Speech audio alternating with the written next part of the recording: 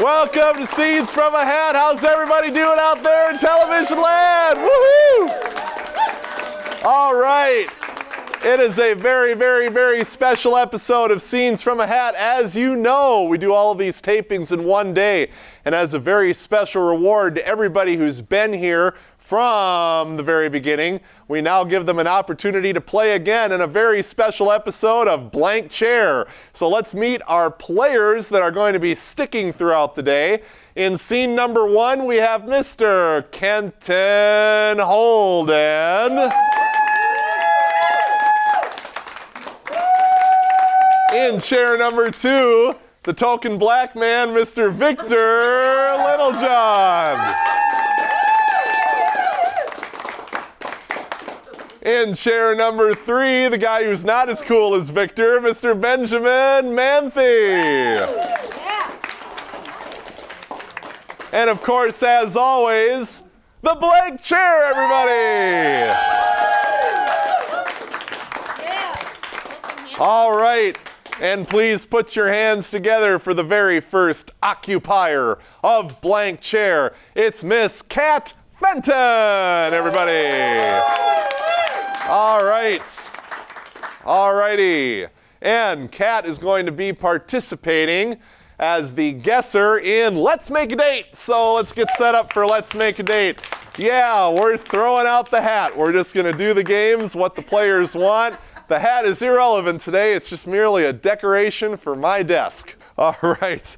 So, the way that this game is played is we have a contestant on an imaginary dating show, but her suitors are a little wacky, and it's going to be up to her to discover what their secret traits are that were assigned to them before the show began. Ooh. I love it when they're on like this. All right, so take it away, Miss Fenton. Bachelor number 1, if you picked a song for our love, what would it be? Well, I would probably pick Space Captain, because I love outer space and everything about it. Okay, that's great. Bachelor number 2, if we were going to go out on a romantic dinner, where would you take me? Somewhere near a cliff, maybe, somewhere high up, and lots of rocks and jagged things at the bottom. The view there is good. The view there is good. Oh my gosh. So we could go on a picnic, maybe? We could picnic, but the blanket is going down. The pickles are worthless. The ketchup, oh my gosh. And the pork bellies. The pork bellies! The pork bellies suck! Okay. Wow, okay.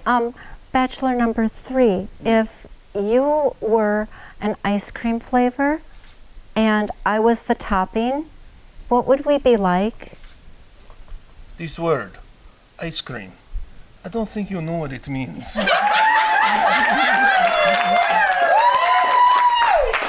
Well, it's kind of creamy, and then there's the toppings, so Well, perhaps you'd be a dulce de leche, you know.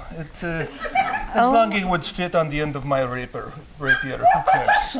Okay, okay, interesting. Bachelor number 1, if you were a car, what kind of car would you be to pick me up on our date? Oh, hopefully an ambulance, because I think I just ruptured my hymen. Oh my God, oh, it hurts. Oh my God, I think it's coming.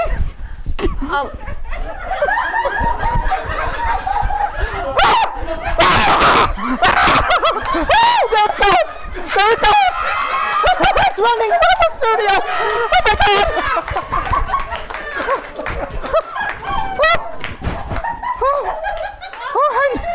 I think I need a surgeon. Oh. Bachelor number 2.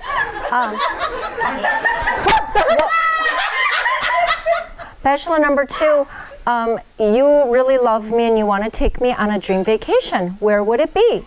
Well, let's go to the top of the Empire State Building. It's one of the most romantic places, and I know a nice hole in the fence where we can get through, and then the street below, it's perfect. You know what? Is there a window next to you? Is there a window? No. I need a window. Okay. Trying to find my baby.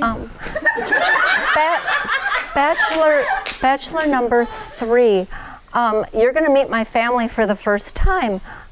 What would you do to impress them? I would parry and dodge like no one has ever parried and dodged before. I would probably singularly disarm them with a flick of my wrist. Well, because after all, one of them killed my father. And they must prepare to die. okay, well, you know, I think I would, out of the 3 of you, I think I would choose you, Indigo Montoya. Oh, very good. And What about number 2? number 2, he is suicidal. He's a suicidal psychopath that wants to take me places and make me jump off of buildings. Well, with him. actually, he's a stockbroker that lost everything and he wants to commit suicide. Close enough. Okay. Close enough. Okay. And Bachelor number 1 thinks that there's an alien in his stomach or something, and he had to cut it open to exert it out. Yes, very good. He's pregnant with alien seed. Congratulations. All right. An excellent opening to Blank Chair. Thank you, Miss Kat Fenton, everybody. Please welcome the next occupier of Blank Chair, Remy Argentum.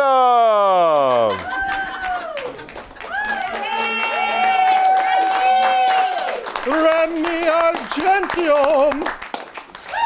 And Remy is going to participate in a game of Mission Impossible. Yes. And guess what? Victor, you're going to be his partner, so get on down there. Oh, yes. That's right, partner. And let's see, let's have Mr. Benjamin Manthe be the voice on the tape. This harkens back, of course, to the Mission Impossible show from years past, where secret agents would get instructions on a cassette tape and then have to carry it out. The mission would be impossible, but somehow they'd manage to complete it anyway. And likewise, that's exactly what's going to happen here on Scenes from a Hat. However, we need a mission. ATM, Something. Going to the ATM. Oh, what's that? Going to the ATM. Going to the ATM. That sounds pretty good. Take it away here on Scenes from a Hat. HQ just sent their orders. Oh, excellent. Okay. Do you have the tape, Agent M? Yes, I do, Agent O. Okay. Here, I'll just put it in, like.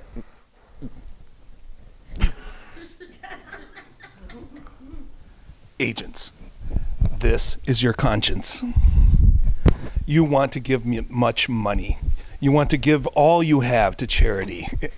That's the wrong tape. Agents, should you choose to accept this mission, you are to go to the ATM. Wait, rewind it a little. We didn't get the mission. Agents, you are to go to the ATM and then to Vegas, where you will wager everything you have on craps. This tape will self-destruct in 5, 4, 3, 2. Whew! Better than last time. I know. You got your eyebrows this time. And you still have your beard. Thank you. Yes. All right. Okay. Now To the get ATM. Yes. Okay. Which way? I think it's through that dog-infested house. Okay, but do you have a card? Got it. Excellent. All Let's right. go. Wait, how do we get in through the house? I have bacon. Okay. Here you go. Look, they're eating the bacon. We're all set. All right. Good. Through the house? Through the And- house.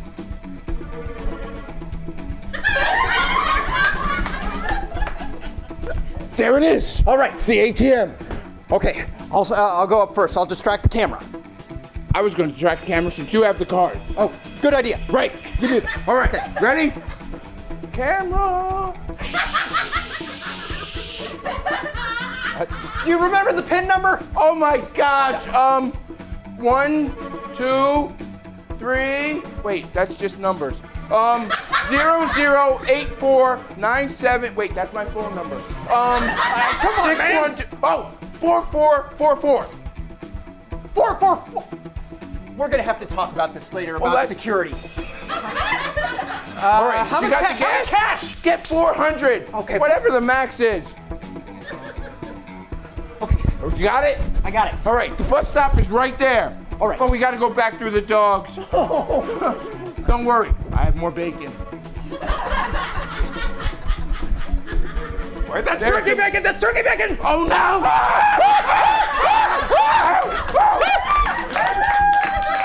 All right, there's the bus. Let's go.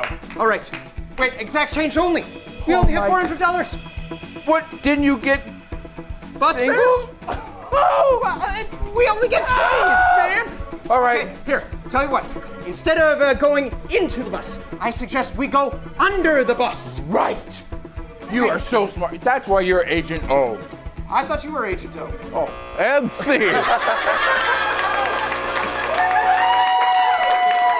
Thank you very much, Remy Argentum, everybody.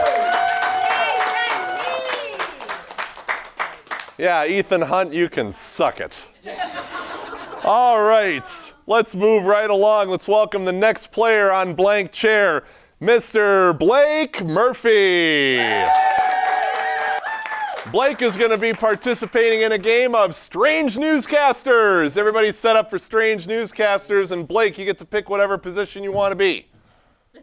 Want to be the interviewer in the field? Sounds great. Ben, you can be his interviewee. Victor, you will be the anchor. Kenton, you will be the expert, and we need something for them to report on. Something, maybe a nursery rhyme or a fable or a... Mary Had a Little Lamb. Let's do Mary Had a Little Lamb, okay? All right, and when you hear the news music, you are ready to go.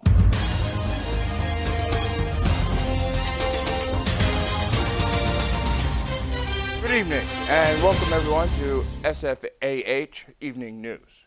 I'm stark naked, and you're not. Tonight, our special story is about a person for whom we have a special expert. Special expert? What's the story again that we have? Hi there. My name is Pop McCherry, and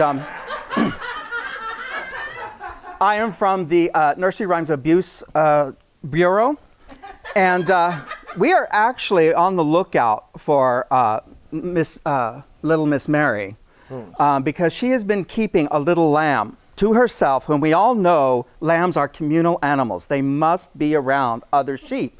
And she has been keeping the sheep locked up, and now the sheep has gone missing, and she's gone missing, and we need to find them before that little lamb dies of loneliness. Yes, and this has been a breaking story going on and we've been covering it for hours now. And our reporter out in the field has been tracking some of the witnesses to the lamb's disappearance. So, I'm getting a little interference. Is our correspondent out in the field there? Who do we have today? Yes, yes, we have Greg Poupon out in the field, and I found a witness just out and about where he has seen the little lambs.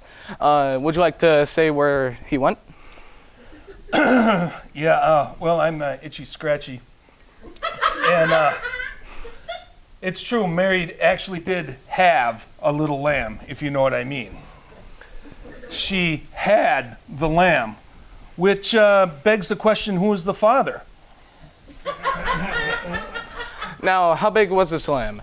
Like, was it big enough so you can notice it from far? Well, it was a live birth, obviously, and, I don't know, it would make a nice, little, about a chop about that big, I guess, would be about right. So, it was a good-sized lamb. I feel bad for it, though, because Mary is very possessive of this lamb, and it's just like the expert said, she ain't letting anybody else at it. All right, thank you, Greg, from out in the field. And yes, we understand that Mary brought the lamb to school, and that is where the lamb was finally found. And tonight, with us, our expert has concluded that that is why she really didn't want the lamb left alone. Well, if it is her lamb, we need to run some DNA tests, because there's only one way it could be her lamb, and that is if another lamb is its father. Breaking news. This just in. The father has been found. Yes. Is he a lamb? No, he's a big brown bear. And he was using the lamb for puffies. Oh, she's in trouble. Yes. All right. Well, that's it tonight, folks, on the breaking of the Merry Little Lamb had a lamb, little lamb story, and the poor bear that didn't quite get wiped so well. Thank you, and good night.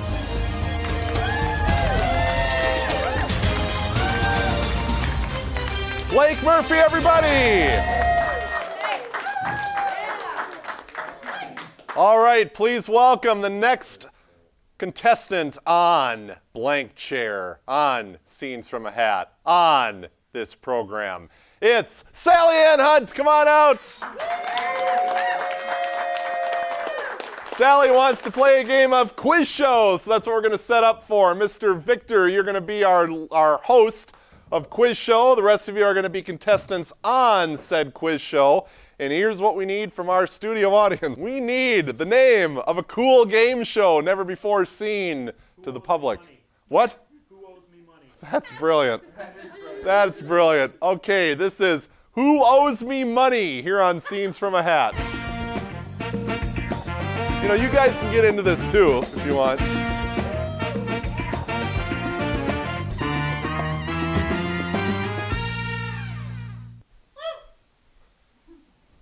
Good evening, everyone, and welcome to another episode of Who Owes Me Money? All y'all. That's who I say, all y'all. All right. So on tonight's game, we have 3 contestants, and they probably owe me money too. But we're going to find out, and each question is going to be worth 50 points to begin, and then we will move on to a lightning round if there is a tie. Now, let's introduce our contestants. Contestant number 1. Hello, I am Pop McCherry. I was recently on the news. And contestant number 2. I'm Itchy Scratchy. I was right there with him. And number 3. I am Doll a Bill, and I was not on the news. You owe me money. Dollar bill, y'all. Dollar bill. All right. Let's get started with the game. And I'm going to ask a series of questions which the contestants will ring in to answer on their special buzzers.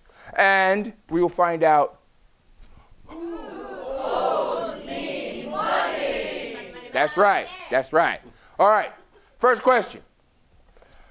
I sit by the candy store. I'm out front most of the time. I have some newspapers and big pockets. Contestant number 1. Donald Trump. How that question seems so easy, I don't know, but you are correct. It's because he owes me money. Has been out in front of the candy store with big pockets, and he owes you money too? He put together our nursery rhyme administration and hasn't paid us a cent. Question number 2. Question number 2. All right. Question number 2. You can find me at the bus stop, usually asking for a cigarette. Cha-ching! Sally Ann, dollar bill, y'all. That one dandelion in the sidewalk crack. Did you see him too? Mm-hmm. Yeah, that is correct because I think he owes me money as well. So that's 50 points for 1, 50 points for 2. And, all right, next question. My mom knows this guy. Contestant number 2, only because, go ahead. The milkman. That is incorrect. Pachinko. Yes, contestant number 1. Your father. Dang it, you knew who he was? Mm-hmm. He owes me money too. Jeez, all right. So, it looks like we have a 3-way tie going on, so we're going to have to ask for the tie-breaking question.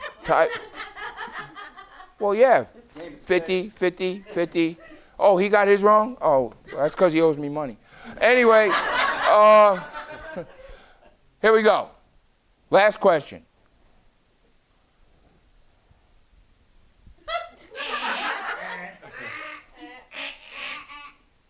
My mom, your father, and the milkman knew this guy.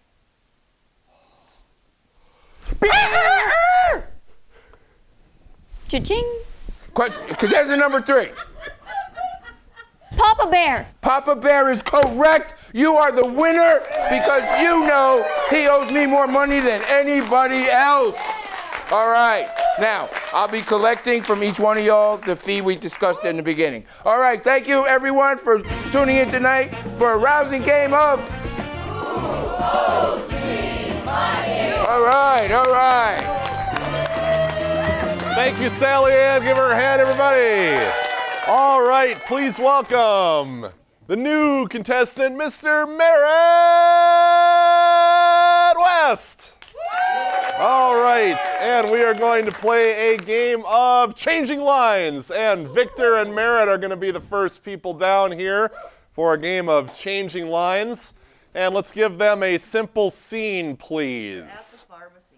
They're at the pharmacy. Pharmaceutical stuff going on here. And take it away. Who are you? Well, I think I got some ID somewhere. Yeah, ID would help. Oh, I left it, but don't you recognize me? I kind of do. Yeah. I don't really remember your face. Change. Could you show me some other identifying marks? Change. Do you have any tattoos? I got one underneath the bottom of my toe. Change. Okay. I got a tattoo, but you don't want to see it. It's. Change.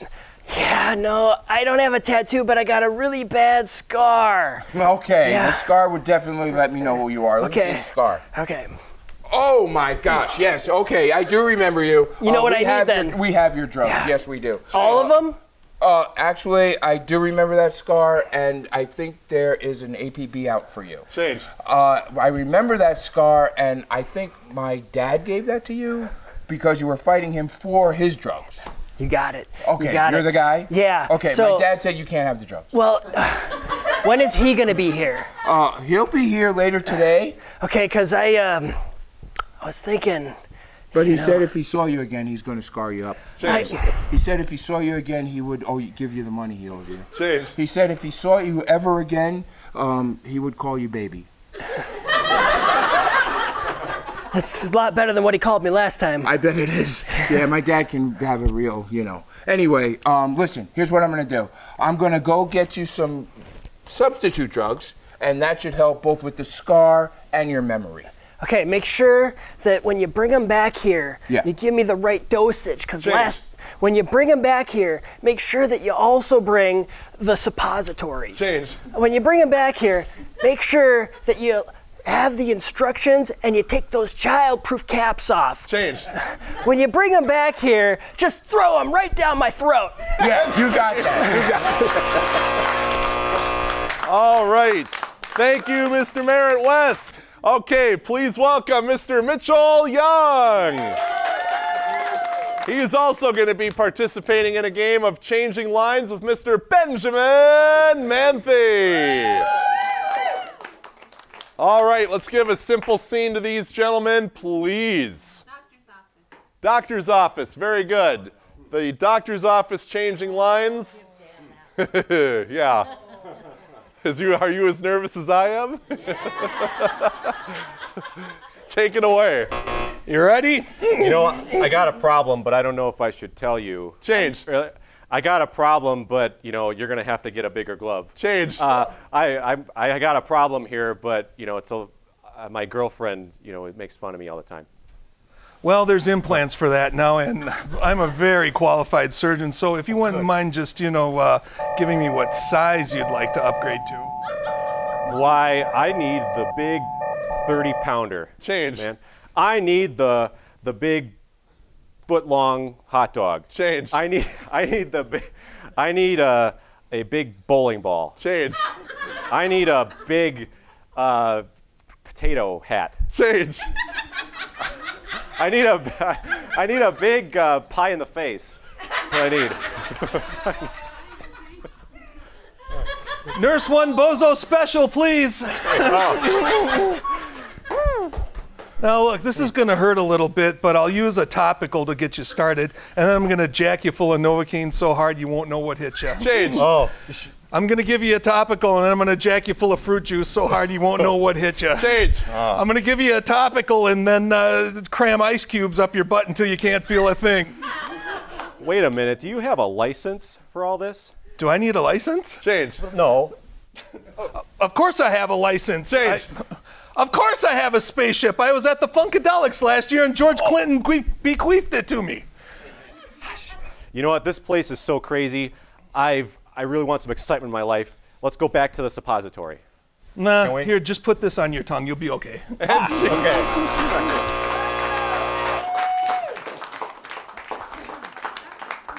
Thank you very much, Mitch. All right, please welcome our next player, Samantha Hedden. Samantha is a brand new player here on Scenes from a Hat, so let's give her a very special round of applause.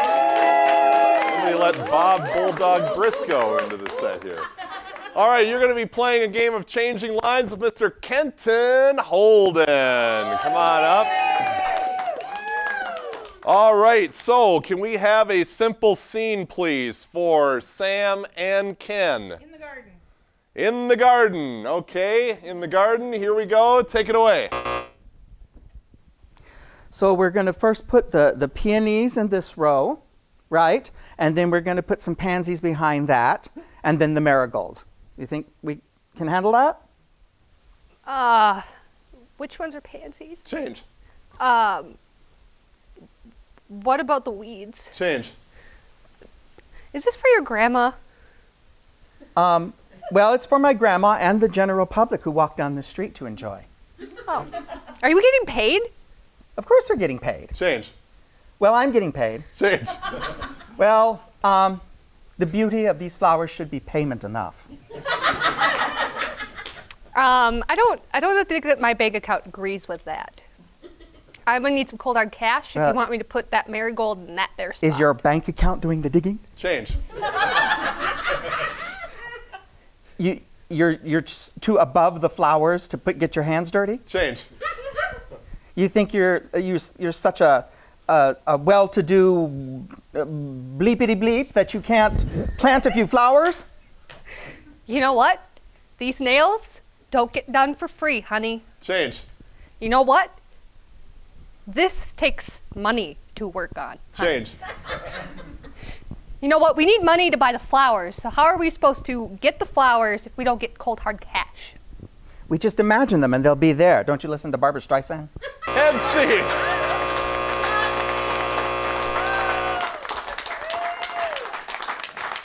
Thank you, Samantha Hedden, everybody. All right, please welcome our next player, Mr. Connor McCarthy.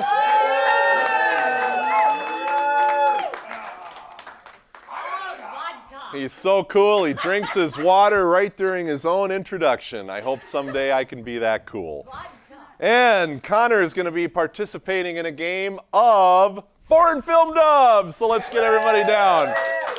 Let's have Mr. Connor and Mr. Manthe. You will act out the first film. Victor, you will translate for Connor, and Kenton, you will translate for Ben. And we need a couple of things from our studio audience. First of all, how about a foreign language? British. Italian. British. I like that. I like that a lot.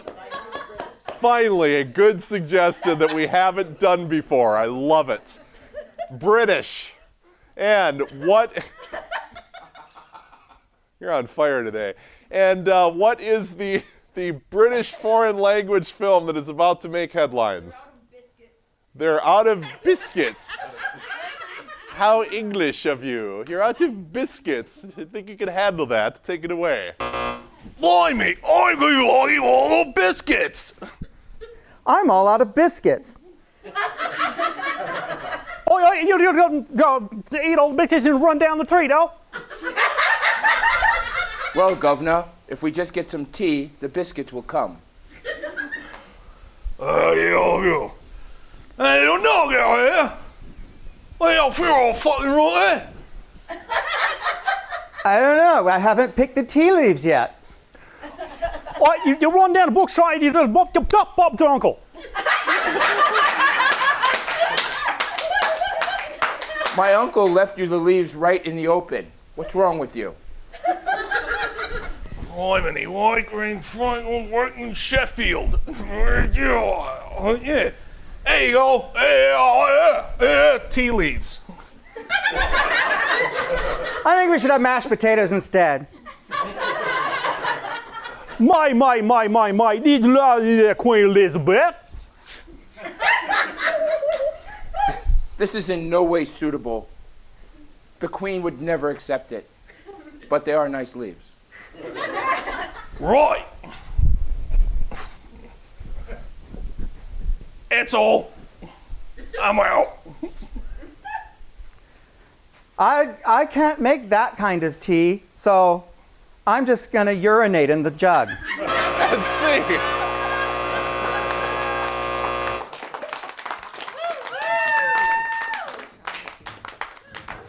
All right, switch it around. Let's do another round. Connor, you will translate for somebody, and Victor.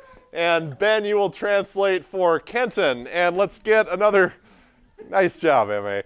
Let's get another foreign language. Italian, okay. Ben is now mad that he is not in the scene. So we are doing an Italian film. What is the title of it? Day at the Diner.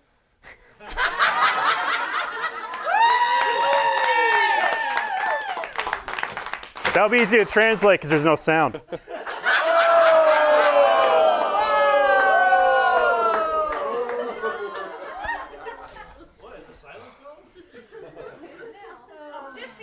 I hate all y'all. Okay, Go to 48hourfilmfestival.com to see A Day in the Diner. Shameless plug by Kenton. All right, let's do the Italian film A Day at the Diner, translated by Ben and Connor. Take it away.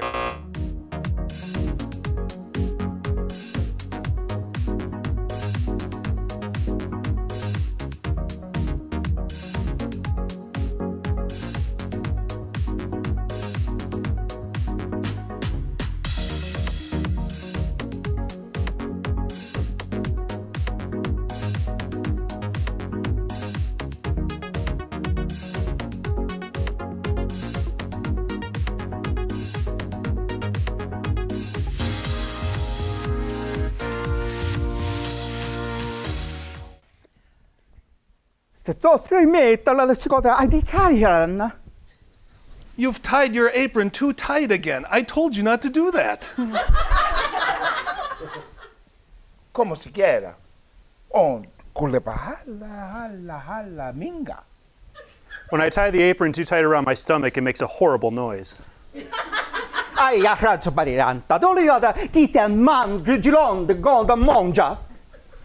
I've been instructing you for several years, and now your head is turning purple. Clomonjaega, capalina, capalula, capanada. That's the style now. Don't you read the news?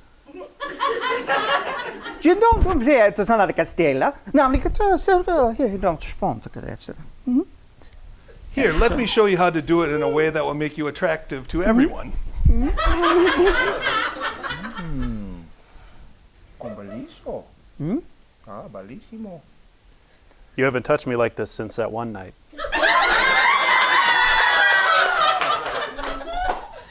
Buonasera, terrazza, torripita.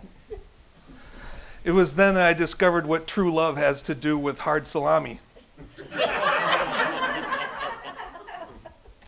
Como mi amada. I love you.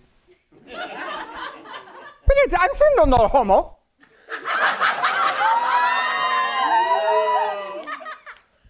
Is that Giorgiano's perfume I smell on your neck? You whore!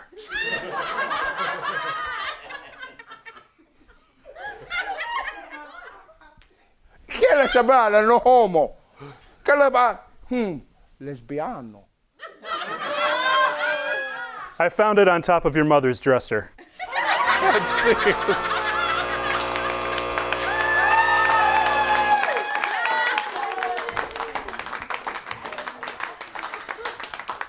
Thank you, Mr. Connor McCarthy. Okay, And please welcome our last player to fill the blank chair on today's very special episode of Scenes from a Hat. Please welcome our resident hillbilly, Rod Motzko, everybody.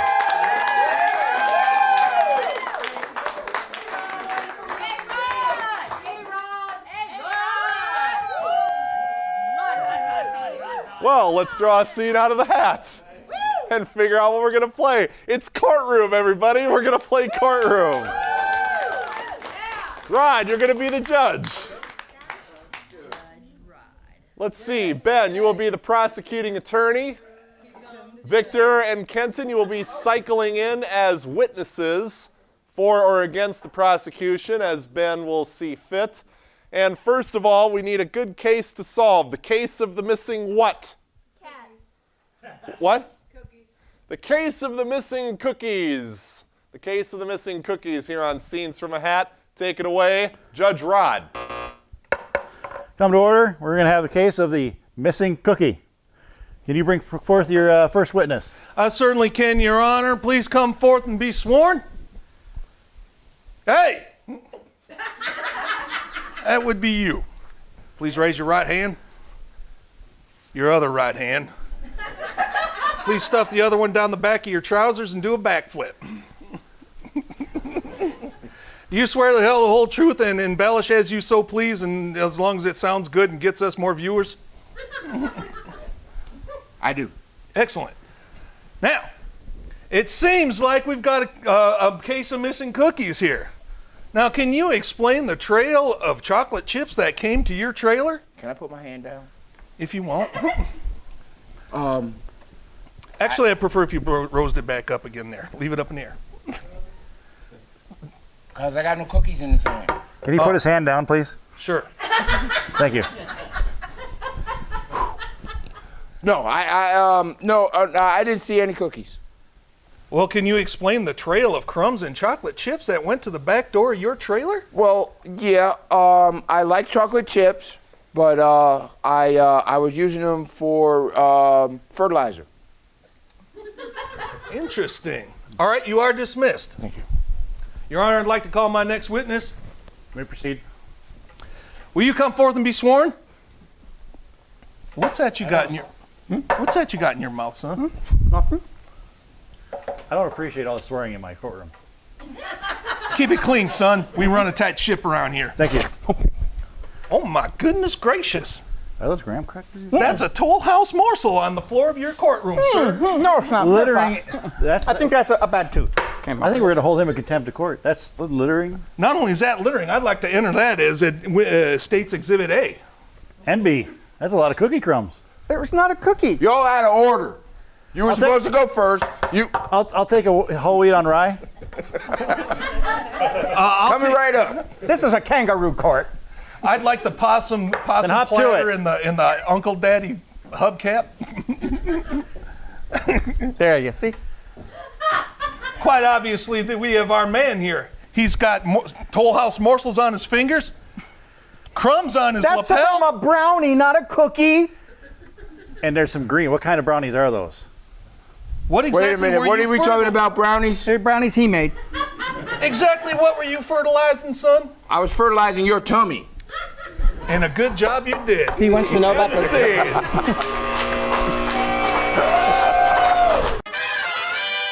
I knew it was a mistake to give up alcohol this weekend. That's all the time we have here on Scenes from a Hat. Thank you for tuning into this very special episode with all of our players at once. I'm Nathan. We'll see you next week. Take care. Bye-bye.